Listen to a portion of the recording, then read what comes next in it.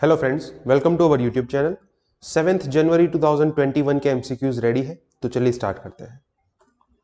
First question, which of the following statement is or are correct about Pradhan Mantri Garib Kalyan Yojana? First, it was launched for the very first time in 2020. Second, under this scheme poor families were provided with food grains at subsidised rates. तो चलिए देखते हैं correct answer क्या होगा। Correct answer is D, neither one nor two. ये दोनों statement incorrect है। प्रधानमंत्री गरीब कल्याण योजना जो है 2020 में काफी न्यूज में रही है बिकॉज लॉकडाउन के अंदर उसको एक्सटेंड किया गया था। Originally it was launched in 2016. 2016-17 के अंदर ये ऑपरेशनल थी, फिर उसके बाद ये काम नहीं कर रही थी और 2020 के अंदर लॉकडाउन के अंदर इसको एक्सटेंड किया गया था और इसके अंदर अलग अलग योजनाएं जो है वो लॉन्च की गई थी, जैसे प्रधानमंत्री गरीब कल्याण रोजगार योजना है, प्रधानमंत्री गरीब कल्याण अन्न योजना है। तो ऐसी अलग अलग स्कीम जो है इसके अंदर स्टार्ट की गई थी। तो ये जो प्रधानमंत्री गरीब कल्याण योजना है इसके अंदर क्या हुआ था कि पुअर फैमिलीज को फूड ग्रेन्स दिए जाते थे, लेकिन not at the subsidised rate, they were provided eight free of cost, right.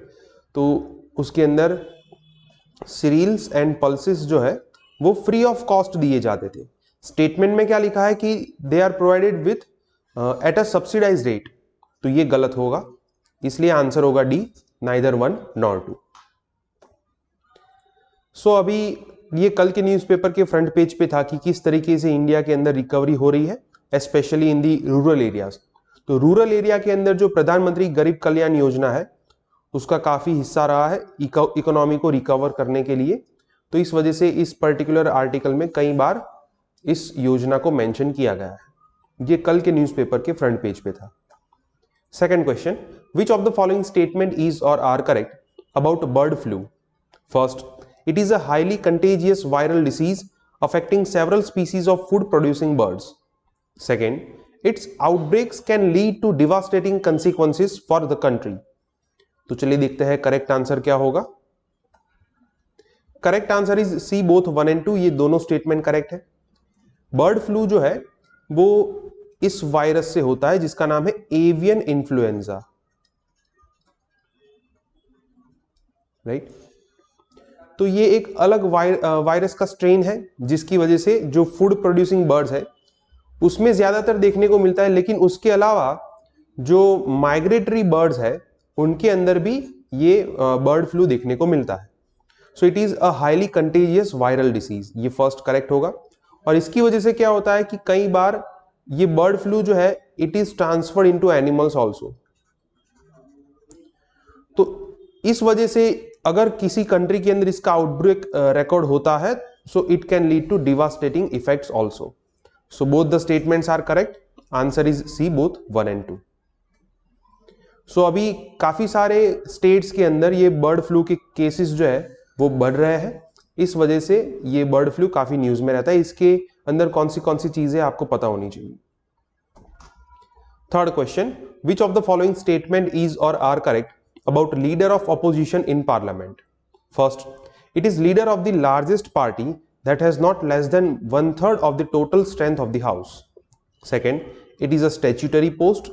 And third, it is referred to as a shadow of prime minister. तो चलिए देखते हैं करेक्ट आंसर क्या होगा। Correct answer is B, second and third. First is incorrect. Leader of opposition का मतलब क्या होता है कि जो लार्जेस्ट पार्टी है जिनके पास पार्लियामेंट के अंदर यहां पे 1/3 लिखा है, ये गलत है। Originally it is 1/10. अगर किसी पार्टी के पास मिनिमम 1/10 सीट्स है, सो उनका जो लीडर है वो क्या कहलाता है? स्टैट्यूटरीली ये लीडर ऑफ ऑपोजिशन है। ये पोस्ट एक कानून के द्वारा बनाई गई है, तो इसलिए ये स्टैट्यूटरी पोस्ट हुई। और उसको शैडो प्राइम मिनिस्टर भी कहता है कि जब अगर मान लो कि सरकार गिर जाती है तो ऐसे टाइम पे लीडर ऑफ ऑपोजिशन जो है वो जनरली क्या होता है कि प्राइम मिनिस्टर बनते हैं। So the answer is B, second and third. So Assam state legislature के अंदर ये लीडर ऑफ अपोजिशन की पोस्ट न्यूज में है बिकॉज वहां पे जो कांग्रेस एमएलए है उन्होंने अपनी लीडर ऑफ अपोजिशन की पोस्ट खो दी है, इसलिए। Fourth question. Recently, the transgender persons were allowed to contest in panchayat polls from women's category in which of the following state? Option A Rajasthan, option B Maharashtra, option C Odisha and option D Tamil Nadu. So let us see what is the correct answer. Correct answer is B Maharashtra. Maharashtra की जो high court है उन्होंने recently ये verdict दिया है, ये भी आपको कल के न्यूज़पेपर में मिलेगा, जिसके अंदर ट्रांसजेंडर पर्सन्स है, they have right to disclose their gender. उनके पास ये अधिकार है कि वो अपना जेंडर जिस कैटेगरी में चाहे तो बता सकते हैं. They have self perceived gender identity. तो उसके चलते वहां की हाई कोर्ट ने उन लोगों को ये परमिशन दी है कि वो पंचायत के इलेक्शंस लड़ सकते हैं फ्रॉम वुमेन्स कैटेगरी. तो इससे इनको ये बेनिफिट मिलेगा बिकॉज पंचायती राज इलेक्शंस के अंदर वुमेन्स के लिए 1/3 सीट जो है वो रिजर्व रखी जाती है, इसलिए. So the answer will be B Maharashtra. Fifth question. Which of the following statement is or are correct about National Security Act? First, it is a stringent law that allows prevention detention for up to 1 month. Second, the state government needs to be intimated that a person has been detained under the National Security Act, NSA. So let us see what is the correct answer. Correct answer is B, second only, first is incorrect. National Security Act जो है वो एक preventive detention law है. अब ये काफी strict law है जिसके अंदर आप मैक्सिमम 12 मंथ्स तक भी किसी पर्सन को डिटेन कर सकते हैं. It allows detention up to 12 month, और यहां पे 1 मंथ लिखा है इसलिए ये गलत होगा. ये 12 महीने का टाइम पीरियड कब मिलेगा? जब स्टेट गवर्नमेंट उनको परमिशन देंगी. जब स्टेट गवर्नमेंट की अथॉरिटी अलाउ करती है तब 12 महीने तक रख सकते हैं. अगर मान लो कि परमिशन नहीं मिलती तो मैक्सिमम 12 डेज तक आप किसी को रख सकते हैं विदाउट परमिशन. और जब आप किसी को डिटेन करते हैं अंडर दिस एक्ट तो आपको सबसे पहले स्टेट गवर्नमेंट को इंटीमेट करना पड़ता है. So the answer is B, second only. So ये कल के न्यूज़पेपर में 2 आर्टिकल थे. पहला तो ये कि यूपी गवर्नमेंट ने ये डिसीजन लिया है कि जो वहां पे क्रेमेटोरियम रूफ कोलैप्स का केस हुआ तो उसके अंदर जितने भी अक्यूज्ड है उनके ऊपर नेशनल सिक्योरिटी एक्ट लगाया जाएगा, और उसी के चलते किस तरीके से ये सब प्रोजेक्ट को हैंडल करना चाहिए, ये आर्टिकल भी कल के न्यूज़पेपर में था. तो ये 2 आर्टिकल थे कल के न्यूज़पेपर में. 6th question. Which of the following are the issues with recently passed anti conversion laws by some states? First, violation of right to privacy. Second, impeding in individuals' right to choose faith. And third, against the principle of no social discrimination. So let us see what is the correct answer. Correct answer is D, 1, 2 and 3. ये तीनों issues है anti conversion laws जो recently Uttar Pradesh के अंदर news में है, उत्तराखंड में भी है, और रिसेंटली मध्य प्रदेश ने भी ये बिल इंट्रोड्यूस किया है.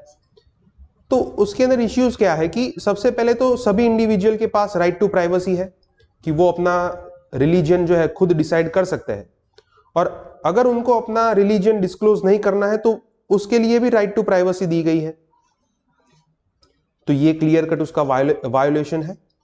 दूसरी बात कि इंडिविजुअल का राइट है, अगर उनको जब भी चाहे अपना रिलीजन कन्वर्ट करना है तो वो कर सकते हैं, लेकिन इस तरह के कानून को इंट्रोड्यूस करके आप किसी इंडिविजुअल की फ्रीडम जो है उसके अंदर इंटरफियर कर रहे हैं, और ये एक तरह का क्या है, सोशल डिस्क्रिमिनेशन. आप अलग अलग रिलीजन के बीच में डिस्क्रिमिनेट करते हैं.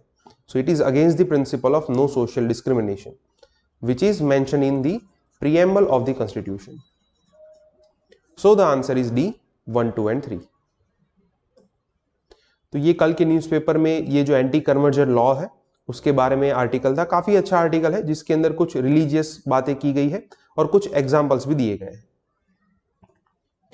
7th question. Which of the following demands are put forth by the farmers against the newly enacted farm laws?